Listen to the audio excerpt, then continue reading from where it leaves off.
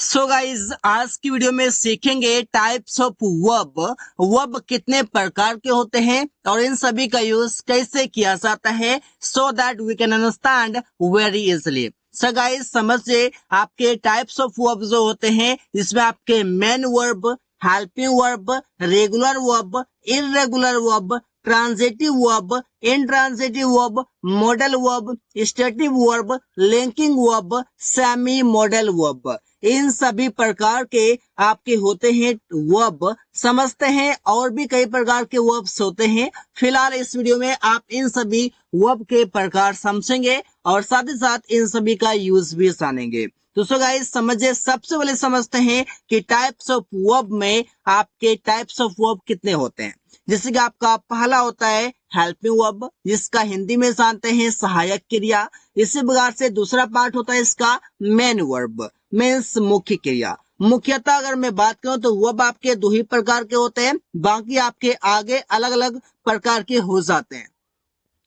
आपके helping verb और main verb दो ही प्रकार के वर्ब होते हैं। आप समझते हैं आगे आपके जो हेल्पिंग वर्ब है ये कितने प्रकार के होते हैं। तो गाइस हेल्पिंग वर्ब जो होते हैं आपके मॉडल वर्ब और एक्सिलरी वर्ब, ये दो प्रकार के आपके होते हैं हेल्पिंग वर्ब। पहला मॉडल वर्ब और दूसरा एक्सिलरी वर्ब। आप समझते हैं गाइस कि मेन वर्ब कितने प्रकार के होते हैं। तो मेन वर्ब आपके होते हैं स्टेटिव वर्ब होते हैं और आपके मेन वर्ब होते हैं। अब ये स्टेटिव वर्ब क्या होते हैं और ये मेन वर्ब क्या होते हैं, तो आगे आप सारी चीजें समझ पाएंगे। तो समझते हैं आपके ये स्टेटिव वर्ब जो होते हैं ये क्या बताते हैं। ये बताता है गाइस अवस्था और मेन वर्ब बताता है फिजिकल एक्शन को। It means stative verb means अवस्था और main verb means physical action, जो कि शारीरिक रूप से आप करते हैं। आगे समझ पाएंगे। इसी प्रकार से आपका एक्सिलरी वर्ब जो होता है ये क्या होता है।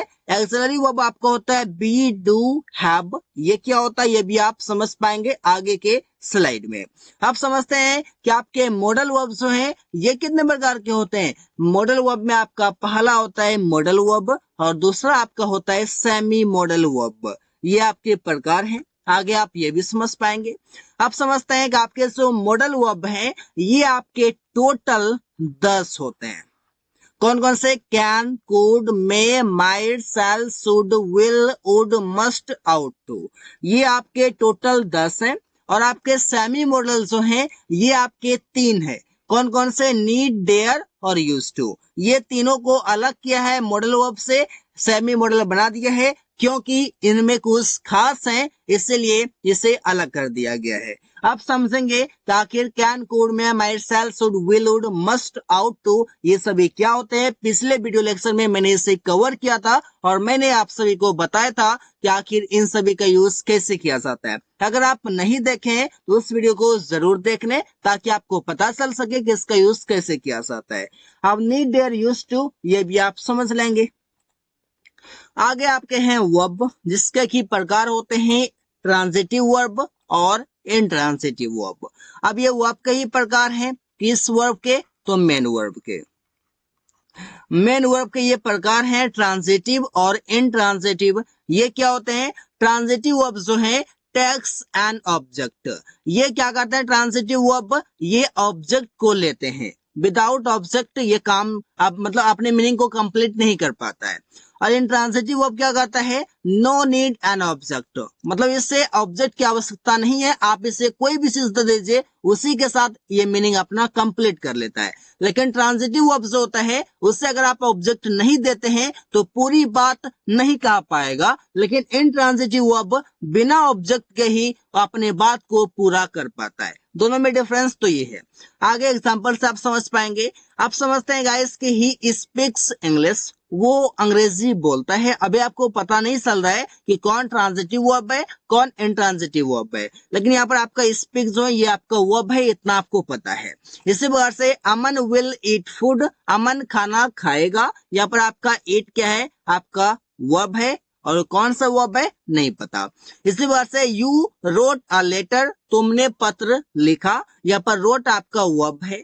इसी प्रकार से आई स्लीप एट नाइट, मैं रात में सोता हूं। अब ये आपका स्लीप जो है ये आपका क्या है, वर्ब है। कौन से वर्ब है नहीं पता।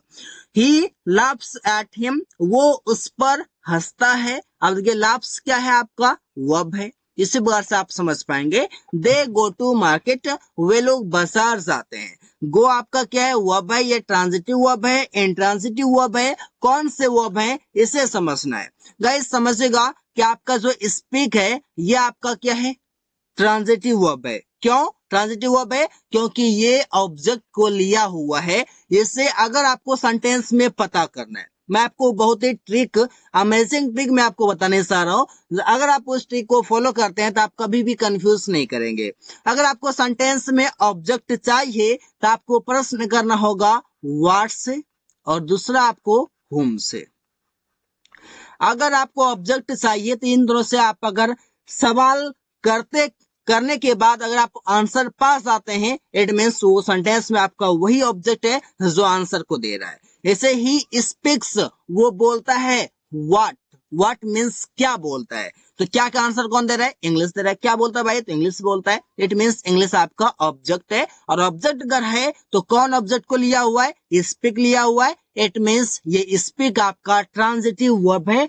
क्योंकि अगर इसको आप ऑब्जेक्ट नहीं देते हैं तो ये अपनी बात को पूरी नहीं कर पाएगा। जैसे ही स्पीक्स, वो बोलता है, तो अगला पूछ सकता है वो बोलता है तो आखिर क्या बोलता है, आखिर पूरी बात तो बताओ, आखिर आगे क्या बोलता है। तो आपको बोलना होगा he speaks English, he speaks Hindi, he speaks any other language. इस प्रकार से आप बोल सकते हैं।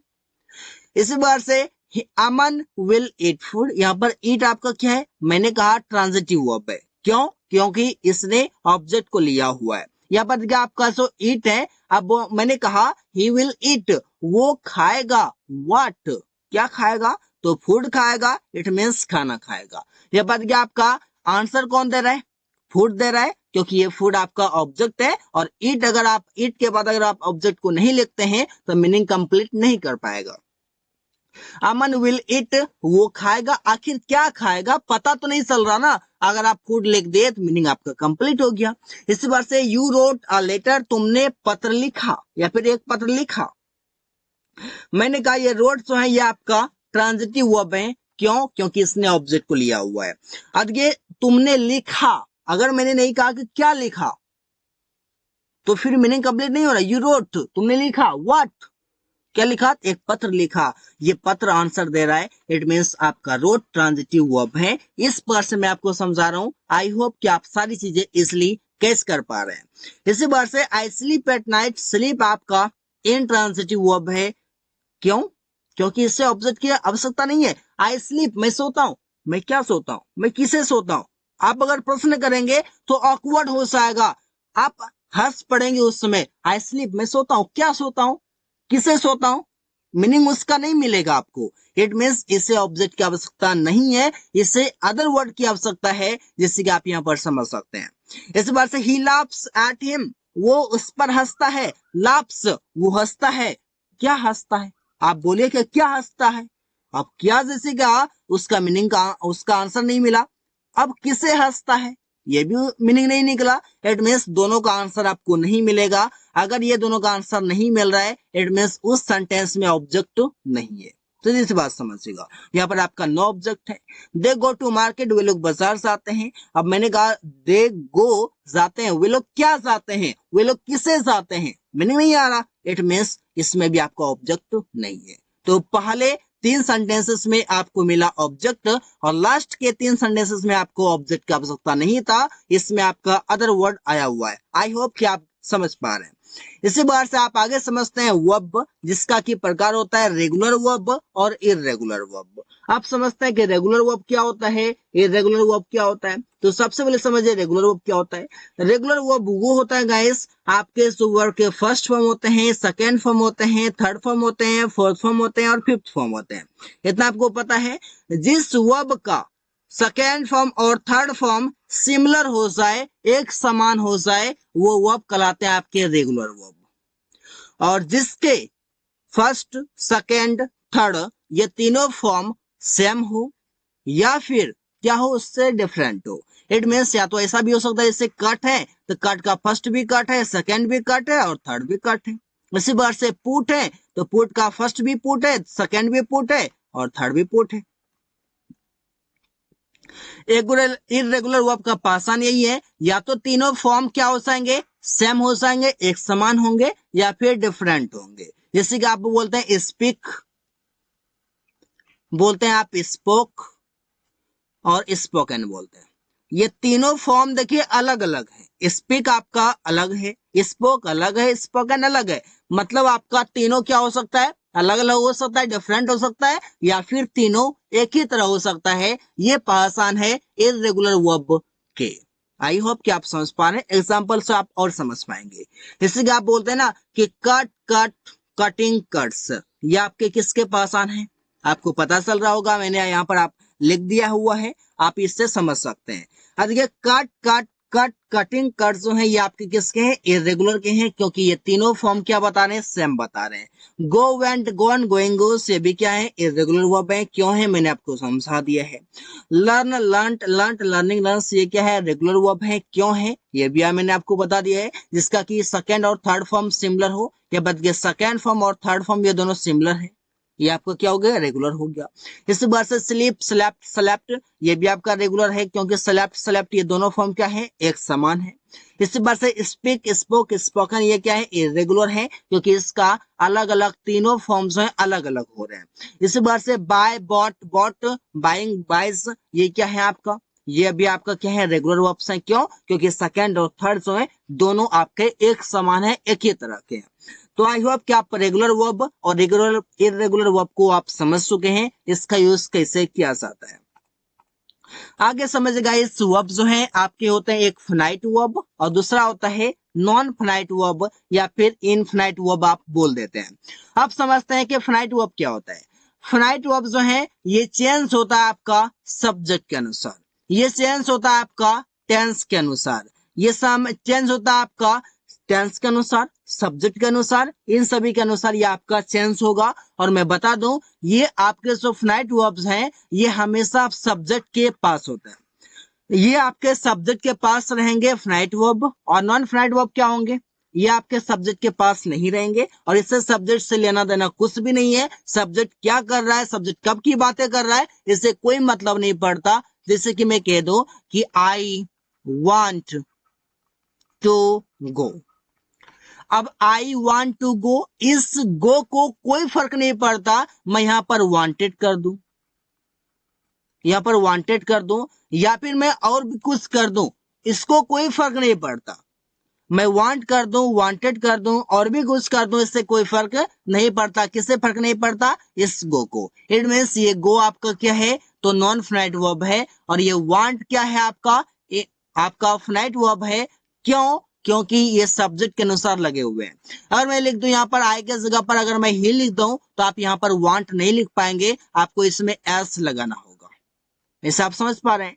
ही अगर मैं लगा दूं यहाँ पर तो आपको वांट्स लिखना होगा, आई तो वांट, वी तो वांट, यू तो वांट, इस पर से ही तो वांट्स, सी तो वांट्स, इस पर से आपको लगाना होगा किसी नाम सिंगुलर पर्सन, तो उसके साथ आपको वांट्स लगाना होगा।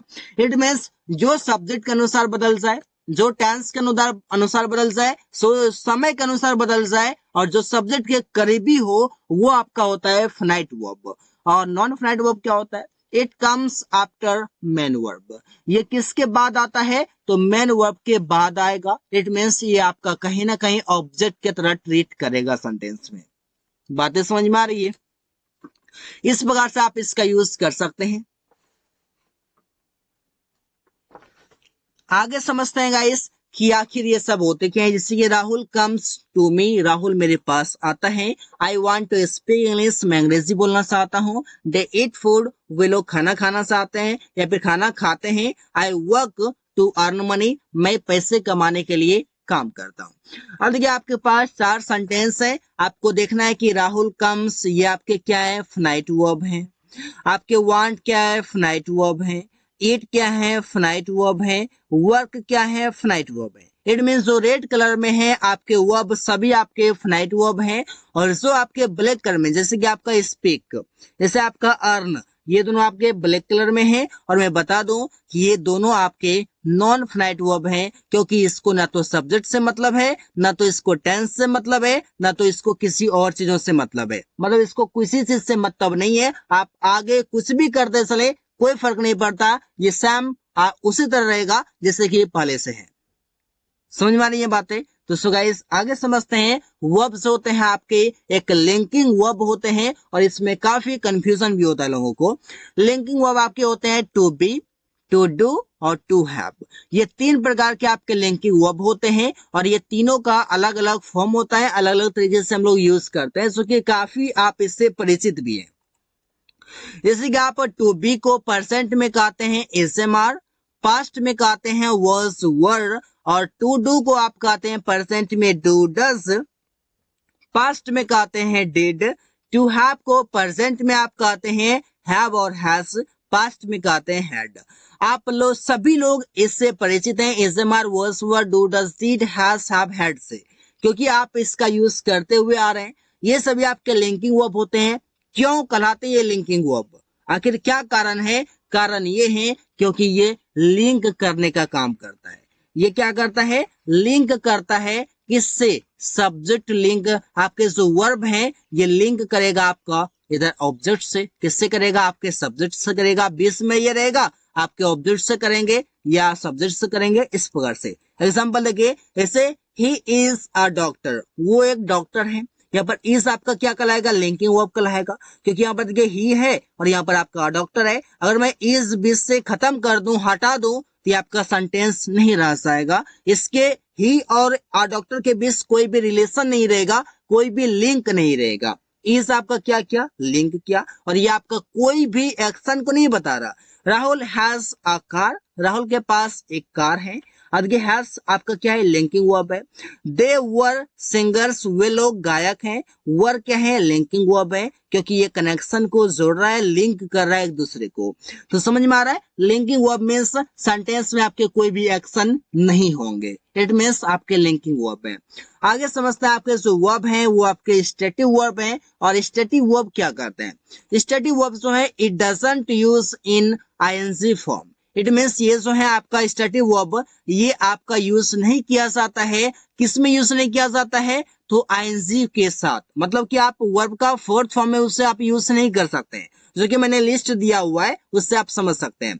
जैसे कि आप यहाँ पर समझिए, जैसे hear, believe, wish, admire, smell, care, fear, agree, feel, trust, remember, consider, seem, understand, forget, appear, know, hope, like, see, look, ये सभी जो आपके वर्ब हैं, ये सभी वर्ब्स आपके जो हैं आईएनजी फॉर्म में यूज नहीं किए जाते हैं। बट मैं बता दूं कि ये सभी आपके कहीं ना कहीं स्पीकिंग में आईएनजी फॉर्म में यूज कर दिए जाते हैं। जैसे कि आपके सी है तो आईएनजी फॉर्म में यूज किए जाते हैं। जैसे आपका लुक है तो इसको यूज कर दिए जाते हैं। बल्कि आपके अपीयर हैं तो अपीयर को भी यूज कर दिए जाते हैं। बाकी आप फॉरगेट, अंडरस्टैंड, होप, नो, इन सभी को यूज नहीं किया जाता। लेकिन नो को भी कभी कभी स्पीकिंग में आईएनजी फॉर्म में यूज कर दिया जाता है। तो कुछ वर्ब्स ऐसे हैं जो कि आईएनजी फॉर्म में आप स्पीकिंग में यूज कर लेते हैं,